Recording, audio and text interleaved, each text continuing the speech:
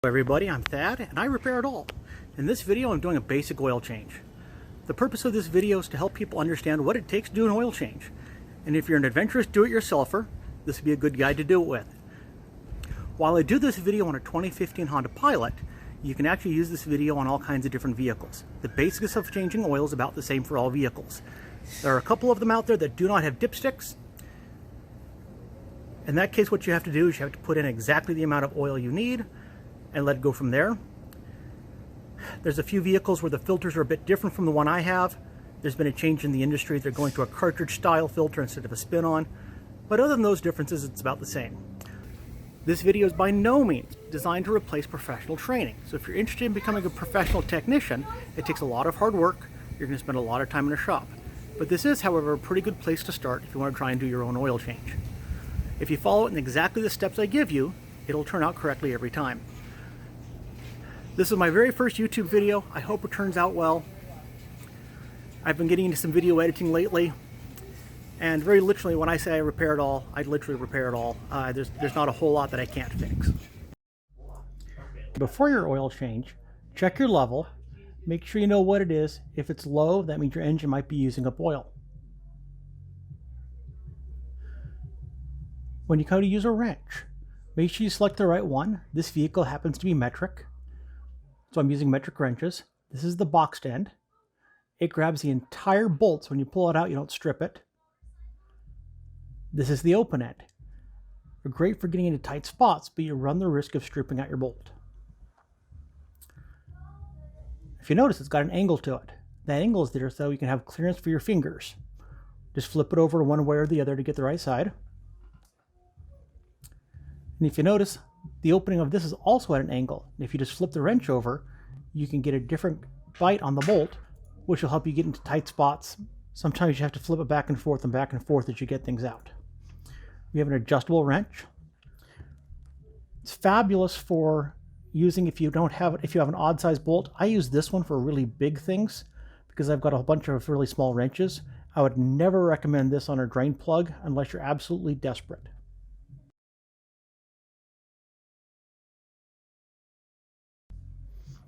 Okay, oil filter wrenches. These are strap wrenches.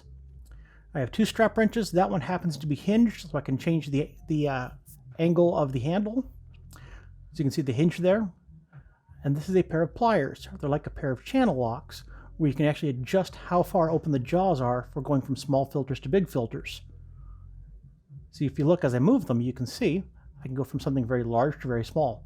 I've also used these things for other than oil filters. They're great for a lot of purposes. Oil drain pans. This is what you collect your oil in. This has a cap. That cap goes over the opening. That opening is where the oil goes to when you're draining it. I'm actually considering drilling another hole in it to make it flow a little faster. It has a vent. That vent must be open, otherwise the oil will not drain into the holes very well. It has to have somewhere for the air to go, so that vent is absolutely critical that it's open before you put the oil into it.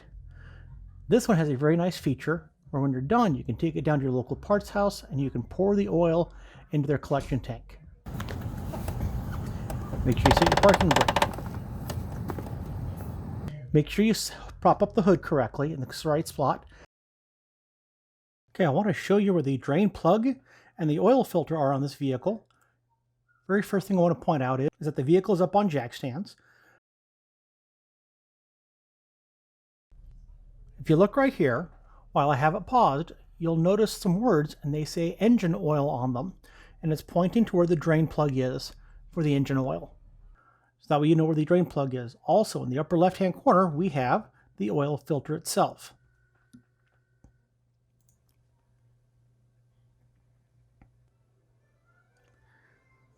In order to actually access the oil filter, you have to get underneath here. You go straight up and you can see the oil filter.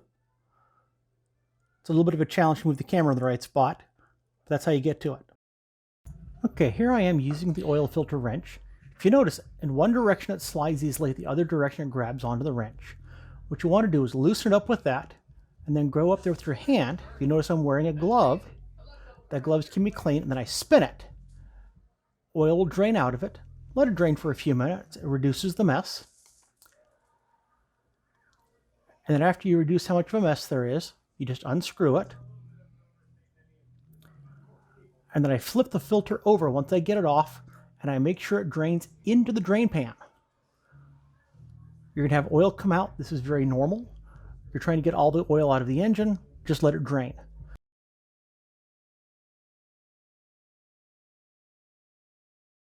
Okay, I've already pre-loosened the oil drain plug on this, but for demonstration purposes, I'm showing you where the wrench goes. Make sure you get it on there nice and tight. Make sure you break it loose.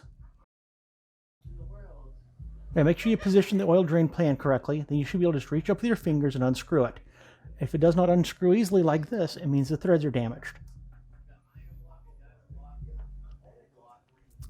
I was trying to do a little trick I like to do where I hold the drain plug in and then snap my hand out of the way, but I couldn't do it while holding the camera at the same time. But I get to the very end of the range of the threads, and then I just sit there and I can hold the drain plug in place. This time I slipped, I didn't quite hold it right, and I made a mess. Oh well. Just let the oil sit there and drain. This can take several minutes. Some people I know will let it drain overnight. A shop won't, they don't have enough time. When you get ready to put your oil filter on, make sure the old oil filter and the new oil filter match up. Make sure they have the same size gasket on them. You can see here that they do. And also make sure that in the center, where the threaded section is, make sure those match. There are instructions on the oil filter. First one it says is to wipe off where the oil filter goes. Second is to lubricate the actual gasket on the filter. Then you take the oil filter, you spin it on until it just barely touches. That's where the step 3 is, where those two arrows are touching. The last step when you put it on is to twist it 3/4 of a turn. That will correctly seat the oil filter where it needs to go. Be careful not to puncture it. Make sure there's no leaks when you're done. And also make sure you recycle your oil filter. Okay, I'm lubricating it. I've got a little bit of oil on there already. Make sure that you take the oil, go all the way around, and you should have a thin film of oil all the way around that filter. When you go to install it, if you notice that place where it screws onto is very nice and clean, I take the filter, screw it on.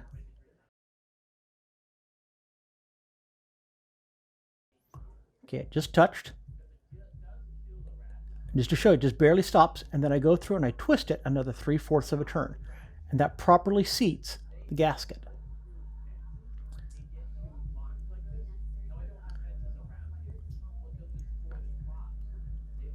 Now if you notice how that oil's dripping out just a little bit very slowly, that is perfect. That's just the right amount. That tells you that you've got most of it out. I've seen some people sit and leave their vehicles overnight. It does almost essentially stop. Okay, here's the drain plug. Notice it's got threads on it and has a washer right up against the base of the threads. That is the sealing surface that holds the oil in. You want to inspect it, make sure it's nice and clean. You can get replacements. And just like before, you should be able to screw it in by hand. This is still not as easy as it is if I don't have a camera in my hands. I'm struggling a little bit.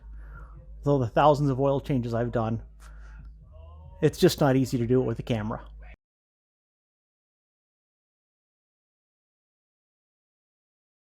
Run through all the threads. I find it fastest just to do it by hand.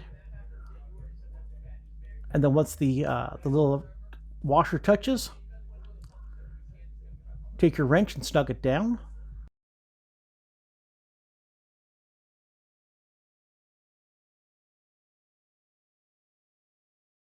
So I'm using the boxed end again. And you want to get this about as tight as a firm handshake. There's actually a specification for them. They're right around 30 foot-pounds. I've just got the feel for it. Somebody went through and wrote the amount of oil this vehicle takes. I know it's a Honda. It probably takes it in liters, not in quarts. It says it takes 0W20 motor oil. Got my funnel. Got to wipe it out. Make sure it's nice and clean. You can see what my garage is like on the inside. I do a little bit of everything. I do woodwork. I do automotive. I do small engines. Yes, I fix about everything. Put the funnel where it belongs in the fill cap.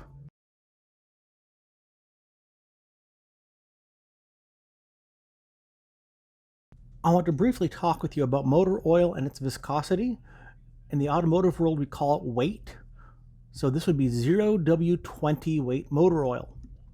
And what this is talking about is the multi-viscosity oil. In winter, that's what the W stands for, it acts like it is a zero weight oil or very, very thin oil. When it warms up, it acts like it's a 20 weight oil. That is what we call the magic of chemistry. You have to match that to the vehicle.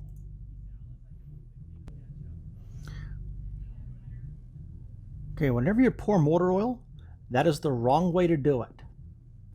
If you pour it the way I was showing you, what will happen is that especially on a bottle with a smaller opening, it'll sit there and go glug, glug, glug, glug, and that makes a big mess all over the place.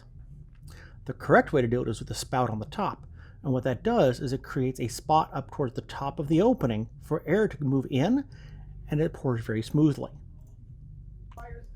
When I pour the oil in, if you notice, I tip the bottle the way I said, and it pours out very smoothly.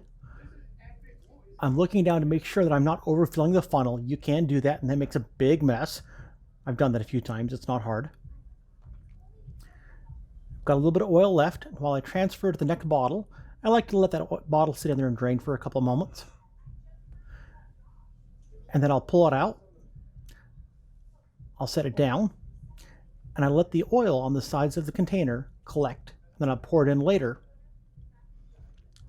And here's the last little bit of that oil. And I poured all the rest of the bottles in first, and then I go back and drain the last little bit. Every single one of these bottles contains exactly a quart. So if you want to fill it up correctly, make sure that you put all the oil in there. It's a little step I like to do. This oil is expensive. Make sure you remove the funnel. You notice I'm using a paper towel to collect the drips. Oops, I made a drip. I'll wipe it off here in a second. So I got the extra oil I dripped.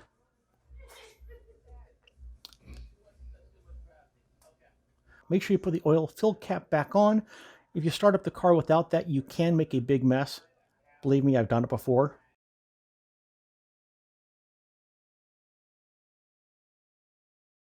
Remove the jack stand. If you notice, I just pull up on the jack stand handle and I can pull it out in one motion. I've seen a lot of people, they try to slide the jack stand out first and then drop it. I just do it all in one motion. Okay, I've got the key off, engine on, and if you notice, there's a lamp that looks like a genie lamp that's red. That is the oil pressure light. I expect that light to be off. As soon as I start up the engine, it should pop right off. It's a good sign. It tells me we've got oil pressure. And there it goes. It's a good sign. That means I've done it correctly.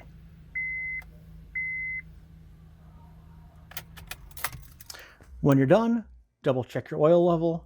Make sure it's full. If you notice there's a section that has a whole bunch of X's in it, I want the oil to be at the top of those X's. If it's somewhere in the X's, it means the oil level is safe. But after an oil change, I expect it to be right at the very, very top of those X's. And that's an oil change. Hey everybody. Thank you for watching the video. I appreciate it.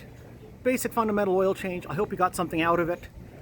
Even a lot of people who do oil changes will probably find that there's a bit they can get out of it no matter what. I enjoyed making it. Thank you for your time.